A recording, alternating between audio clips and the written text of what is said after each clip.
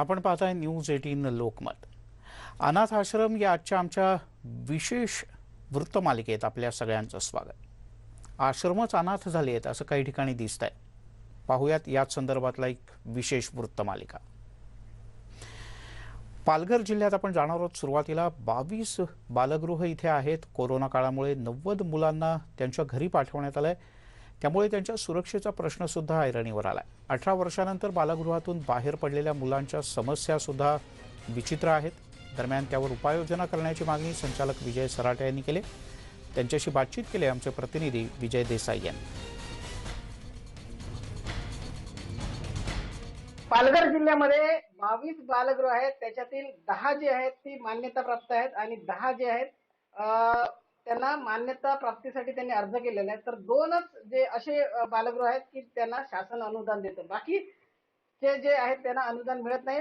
त्यामुळे बालकांची स्थिती सुद्धा गंभीर होत चाललेली आहे। माझ्यासोबत या ठिकाणी संचालक आहेत, आपण त्यांच्याकडून जाणून घेऊया। सर सांगा, काय बिकट परिस्थिती आहे, कसं सांगाल?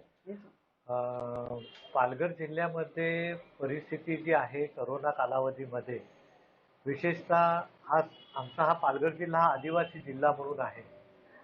2019-2020 कालावधीमध्ये ज्यावेळेला विविध बालगृहांमध्ये साधारण 450-500 मुलं मुली होती, परंतु आजच्या घडीला बालकांची संख्या सुद्धा बालगृहामध्ये कमी आहे। त्याची कारणं अशी सांगितली जातात। माननीय बाल कल्याण समिती, जिल्हा महिला बाल विकास अधिकारी या सगळ्यांनी मिळून ज्यांना पालक आहेत, मग कदाचित मावशी असेल, आजी असेल, परंतु आई वडील एक्सपायर झालेले आहेत, अशा मुलांना ज्या वेळेला घरी पाठवलं त्यावेळेला एक आश्चर्याचा धक्का बसला की ज्या मुली सुरक्षित होत्या, जवळजवळ त्यातल्या मुलींचं प्रमाण नाही म्हटलं तरी 90 ते 95 मुली आहेत की त्यांना घरी पाठवलं गेलं आहे। अशा मुलींचं काय झालं, अशा मुलींचा कोण फॉलोअप घेतो आहोत?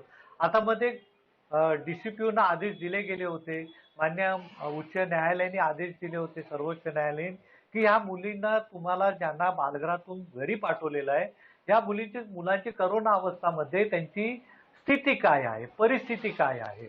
आणि मला असं वाटतं की ज्या वेळेला ही बालकं पालकांपासून लांब होती बरोबर आहे, परंतु शिक्षण घेत होती, उदरनिर्वाहाचा प्रश्न संपत होता आणि त्यांना एक सुरक्षा मिळत होती। विशेषतः सुरक्षा हा जो प्रश्न आहे, काळजी व संरक्षणाचा आमचं जुवेनाईल जस्टिस ऍक्ट सांगतो। मग नेमकी काळजी व सुरक्षा कोणाला कसली अपेक्षित होती आणि अशा पद्धतीचा का निर्णय घेतला गेला की ही जी बालकं घरी पाठवली गेली, ज्या पालकांना स्वतःचे आई वडील नाहीत, कदाचित आई असेल पण वेगळ्या व्यवहारात असू शकते, वेगवेगळ्या अडचणीत असू शकते, कदाचित तिचे वडील नाहीत परंतु आई आहे म्हणून सुद्धा घरी पाठवणं। मग त्यावेळेला ती आई स्वतःचं घर चालवणार की ते बाळाला सांभाळणार? आणि मग अशा वेळेला असं होऊ नये की पॉस्को सारखा ऍक्ट जो आहे बरोबर, परंतु अनैतिक प्रकार ज्या वेळेला निर्माण होतील आणि ह्या मुलींवरच जर अत्याचार झाले, या भयभीत झाल्या, तर ह्यांना संरक्षण कोण देणार? मला वाटतं शासनाने याची योग्य विचार करावा। कारण का एक वेळ मला असं वाटतं की मान्य सर्वोच्च न्यायालयाने निर्देश तर दिलेले आहेत की जे संस्थेतून गेलेली बालक आहेत त्यांचा काय झाला, खरोखर या शासकीय यंत्रणेने त्याचा छडा लावला पाहिजे। किंबहुना ही बालगृहात परत कशी बालकं येतील आणि यांचं खरोखर संगोपन कसं होईल याचा विचार केला पाहिजे, जेणेकरून या बालकांचा जो आनंद आहे, जो त्यांचा हक्क आहे, त्यांचा अधिकार आहे, तो त्यांना मिळवून देणं उचित वाटतं। या पालघर जिल्ह्यामध्ये 90 बालकांना घरी पाठवण्यात आल्याचा दावा यांनी केलेला आहे, पण या बालकांना पुन्हा एकदा या ठिकाणी कसं आणलं जाईल त्यासाठी शासनाने प्रयत्न केले पाहिजे, अशी मागणी येथे संचालकांनी केली आहे। विजय देसाई, न्यूज 18 लोकमत, नालासोपारा। नालासोपाऱ्यातली स्थिती आपण बघितली तर तिकडे नगर जिल्ह्यात काय नेमकी स्थिती आहे आपण जाणून घेऊयात। थेट जाऊयात नगर जिल्ह्यात। साहेबराव कोकणे आपले प्रतिनिधी आपल्यासोबत आहेत। साहेबराव, काय स्थिती आहे नगर जिल्ह्यात? नगर जिल्ह्यामध्ये जवळपास 34 मुलं या लॉकडाऊनच्या काळामध्ये आलेले आहेत आणि ज्या संस्था ज्या आहेत 41 संस्था आहेत, त्यामध्ये जवळ 450च्या आसपास मुलं आहेत। आपल्याबरोबर हनीफ शेख आहे। हनीफ शेख, मला एक सांगा की ह्या सगळ्या प्रक्रियेमध्ये किती मुलांची हाल झालेली आणि त्या संस्था होणं किती शक्य झालेलं आहे? खरं म्हणजे खूपच गंभीर प्रश्न निर्माण झालेला आहे। तसं अहमदनगर जिल्ह्यामध्ये जर आपण पाहिलं, या कोविड काळामध्ये आमच्याकडे अशी 34 बालकांची प्रकरणं आलेली आहेत ज्यांचे आई किंवा वडील या ठिकाणी कोरोनामुळे मृत झालेले आहेत. यापैकी एक बालक जो आहे त्याचे दोन्ही आई वडील मृत पावलेले, त्यामुळे तो पूर्ण अनाथ झालेला आहे. आणि उरलेल्या 33 बालकांचे आई किंवा वडील असं कोणीतरी याच्यामध्ये कोविडमुळे मयत झालेले आहेत. तर अशा बालकांसाठी आपण आपल्या काही संस्था राखीव ठेवलेल्या आहेत. तसं अहमदनगर जिल्ह्यामध्ये एकूण 42 संस्था आहेत. या 42 संस्थांपैकी सध्याला 17 संस्था कार्यरत आहेत आणि त्यापैकी आम्ही 3 संस्था याच्यासाठी आम्ही राखीव ठेवलेल्या आहेत. आणि 3 संस्थांमध्ये एक अडॉप्शन एजन्सी सुद्धा लहान बालकांची जी 0 ते 6 वयोगटातल्या बालकांसाठी असेल ती सुद्धा आम्ही या ठिकाणी राखीव ठेवलेली. तर खऱ्या अर्थाने या संस्थांमधील बालकांना पूर्वी आमच्याकडे साधारणतः आमची 471 बालकं आहेत ज्यांचं संगोपन, संरक्षण, पुनर्वसन आम्ही या ठिकाणी करत आहोत. ती सगळी अनाथ आणि विशेष बालकं आहेत आणि त्या बालकांना या कोविडच्या चक्रातून वाचवणं ही आमची पहिली सर्वात महत्त्वाची जबाबदारी आहे. आणि ते करून सुद्धा याच्या व्यतिरिक्त जी आता इतर बालकं जे या सगळ्या गोष्टींमध्ये येतात त्यांचा गैरवापर सुद्धा आता या ठिकाणी होताना आपल्याला दिसतोय. का बऱ्याचशा ठिकाणी अशा पालक मृत्यू झालेल्या बालकांना परस्पर दत्तक दिलं जात आहे, त्यांच्यावरती त्यांचं ट्रॅफिकिंग केलं जातंय. तर अशा गोष्टींसाठी अहमदनगर जिल्ह्यामध्ये सुद्धा माननीय कलेक्टरांच्या मार्गदर्शनाखाली टास्क फोर्सचं गठन आम्ही या ठिकाणी केलेलं आहे. यामध्ये कलेक्टर, SP, त्याच्यानंतर आमच्या आरोग्य विभागाचे सर्व कर्मचारी, DWCDO, DCPO, चाइल्डलाईन, बाल कल्याण समिती या सगळ्या संस्था अशा बालकांवरती आणि अशा पालकांवरती लक्ष ठेवून आहेत. त्याचबरोबर आरोग्य विभागांना आम्ही सूचना केलेल्या आहेत का अशा सगळ्या पालकांवरती आणि अशा बालकांच्या सोबत आपल्याला काम करायचं आहे आणि त्यांची आकडेवारी आणि त्यांची माहिती ही जिल्हा लेवलला बाल संरक्षण अधिकाऱ्यांपर्यंत पोहोचवायची आहे, ज्याच्यातून आपल्याला कोविड संदर्भात काम करणं या बालकांसोबत सोपं जाईल. मला एक सांगायचं याच्यामध्ये की मुलं सांभाळणं किंवा जे काही अडचण इथे येत आहे ते आर्थिक कसं संबंधित करतात. खरंच खूप महत्त्वाचा आणि गंभीर प्रश्न आहे. ज्या कोविड काळामध्ये सुद्धा आणि आदर परिस्थितीमध्ये सुद्धा खरं म्हणजे संस्थांमध्ये बालकांना सांभाळणं हे खरंच एक खूप मोठं चॅलेंजिंग झालेलं आहे. कारण की शासनाकडून सध्याला प्रत्येक बालकांमागं जे CCI मध्ये आहेत ते 1500 रुपये प्रत्येक बालकांमागं दिले जातात आणि बाल संगोपन ही एक योजना आहे जे आता आम्ही या कोविड काळामधल्या बालकांसाठी आम्ही देणार आहोत, ज्यांचे पालक त्यांना सांभाळण्यास सक्षम आहेत, परंतु त्यांना एक आर्थिक सपोर्ट म्हणून आम्ही बाल संगोपन योजना देणार आहोत. तर मागील वर्षापर्यंत फक्त 450 रुपये पर मंथ त्या मुलांना दिली जायची, ती आता शासनाने 1 एप्रिलपासून वाढवून ती 1100 रुपये केलेली आहे. तर मला वाटतं हा एक खरंच चॅलेंजेस आहे. खरं म्हणजे आपल्या सगळ्यांना माहिती आहे का 1500 रुपयामध्ये एका बालकाला सांभाळणं त्या संस्थांसाठी खूपच अवघड परिस्थिती आहे. कारण की या कोरोना काळामध्ये त्यांना देणगी सुद्धा आता खूप कमी प्रमाणात येत आहे. तर माझी रिक्वेस्ट असेल शासनाला का आपण थोडंसं या कोविड काळामध्ये शासनाने या बालकांच्या मागं निधी वाढवून दिला पाहिजे, जेणेकरून या संस्थांना बालकं सांभाळण्यास सहज आणि सोपं जाईल. याच्यामध्ये सर्वात मोठं चॅलेंज आहे किंवा जो पैसा देणगी रूपाने येत होता तो आता बंद झाला आहे. त्यामुळे शासनाने जास्तीत जास्त या मुलांना लक्ष द्यावे असं हनीफ सर म्हणत आहे. मिलिंद सर. तुर्तास धन्यवाद साहेबराव या सगळ्या सविस्तर माहितीबद्दल. आपण अपेक्षा करूयात की सरकार यांना जे निधी देत असतं तर तो आता पूर्ववत द्यायला सुरुवात करेल, जेणेकरून या मुलांची अडचण होणार नाही. तिकडे नागपूरमधल्या बालसुधारगृहांना देखील कोविडनंतर अनेक समस्यांचा सामना करावा लागतो. या बालसुधारगृहात मुलांना दत्तक घेण्याचं प्रमाण कमी झालंय. जिथे सरासरी महिन्याला 4 बालकं दत्तक घेतली जायची, पालक सातत्यानं पुढाकार घ्यायचे, मात्र मागच्या 3 महिन्यांपासून लॉकडाऊनमुळे दत्तक प्रक्रिया पूर्णपणे रखडली. त्यातच लहान बाळांची संख्या वाढत चालली आहे. नागपूरच्या श्रद्धानंद आश्रम इथे हीच परिस्थिती आहे. सध्या इथे 12 बाळं दत्तक पालकांच्या प्रतीक्षेत आहेत. या आश्रमाच्या संचालका गीतांजली बोटी यांच्यासोबत बातचीत केली आमचे नागपूरचे प्रतिनिधी तुषार कोहळे यांनी. कोविड काळामध्ये अनाथ आश्रमांना अनेक समस्यांचा सामना करावा लागत आहे. त्यामध्ये जी एक प्रमुख समस्या आहे ती की मागच्या 3 महिन्यापासून अनाथ आश्रमामध्ये जे दत्तक घेण्यासाठी पालक येत होते ती प्रक्रिया पूर्णपणे थांबलेली आहे. पालकांचा ओघ कमी झालेला आहे. त्यामुळे अनाथ आश्रमामध्ये छोटे मुलांची संख्या देखील वाढलेली आहे. यासोबतच वेगवेगळ्या समस्याचा सामना अनाथ आश्रम जे चालवतात त्यांना करावं लागत आहे. नेमका कोणकोणत्या समस्येचा ते सामने करतात हे आपण त्यांच्याकडनं जाणून घेऊया.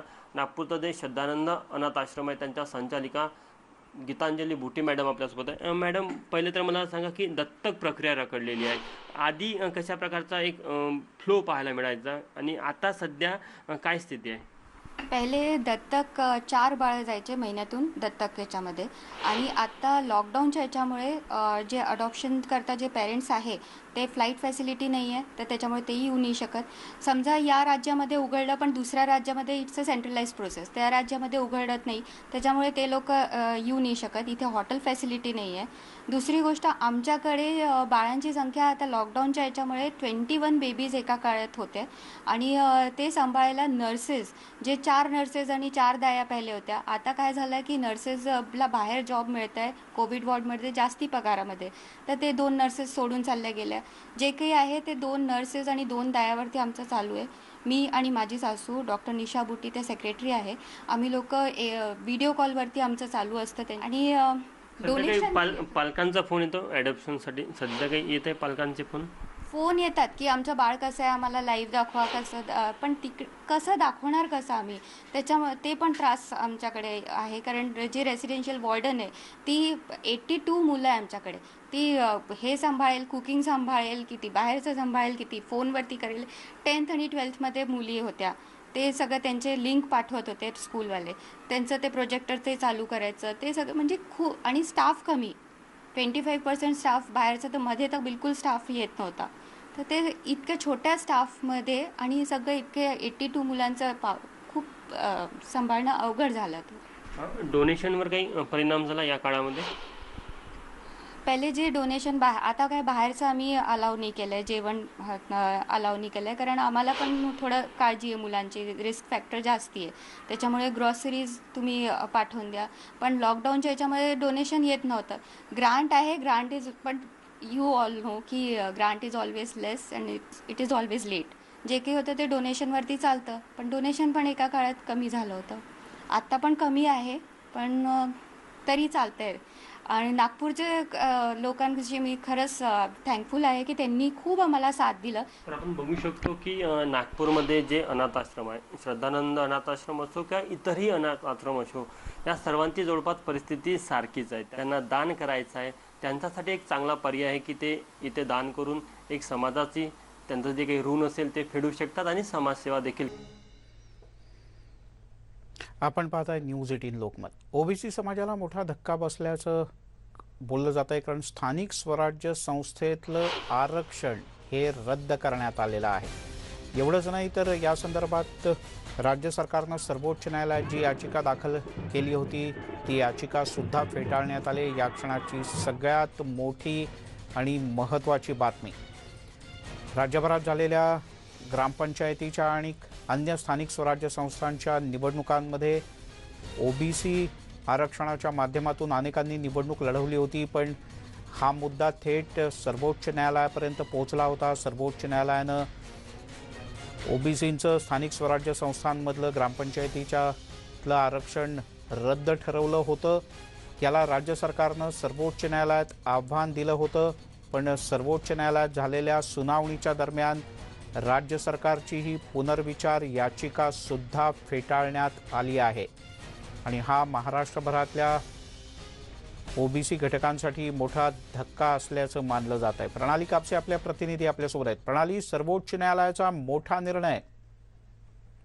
अगदी खरं आहे मिलिंद सर. 2004 मध्ये ओबीसींना जेव्हापासून आरक्षण लागू झालं होतं तेव्हापासून ग्रामपंचायत असेल, स्थानिक स्वराज्य संस्था असेल, या सगळ्या निवडणुकांमध्ये सुद्धा राजकीय आरक्षण मिळालेलं होतं. आणि हे सगळे वर्ग जे आहे, जे ओबीसी आहे, त्यानुसार सगळ्या ठिकाणी आरक्षण पडत होतं. SC ST असेल, ओबीसी असेल, यांच्यामध्ये त्यांच्या आरक्षणाची जी टक्केवारी आहे त्यानुसार राजकीय याच्यामध्ये सुद्धा त्यांना जागा आरक्षित झालेल्या होत्या. परंतु याच्या विरोधात काही जणांनी याचिका टाकली. सुप्रीम कोर्टानं त्याच्या विरोधात निर्णय दिला. त्यानंतर राज्य सरकारनं रिव्ह्यू पिटिशन टाकलेली होती आणि आता ही रिव्ह्यू पिटिशन जी आहे ती सुद्धा सुप्रीम कोर्टानं रद्द केलेली आहे आणि म्हणजे खारिज केलेली आहे. आणि त्याच्यामुळं आता ओबीसींना जे राजकीय आरक्षण मिळत होतं ते नाहीसं झालेलं आहे आणि त्याच्यामुळं हा एक मोठा धक्का म्हणावा लागेल. कारण ओबीसी मध्ये अनेक जाती आहेत आणि या सगळ्या काही त्यातल्या जाती या आकारानं लोकसंख्येनं मोठ्या आहेत, तर काही जाती ज्या आहेत त्या छोट्या आहेत आणि काही महाराष्ट्रातल्या काही जिल्ह्यांपुरत्या किंवा काही भागांपुरत्या मर्यादित आहेत. त्यांना कुठे ना कुठे एक राजकीय प्रतिनिधित्व या निमित्तानं मिळत होतं.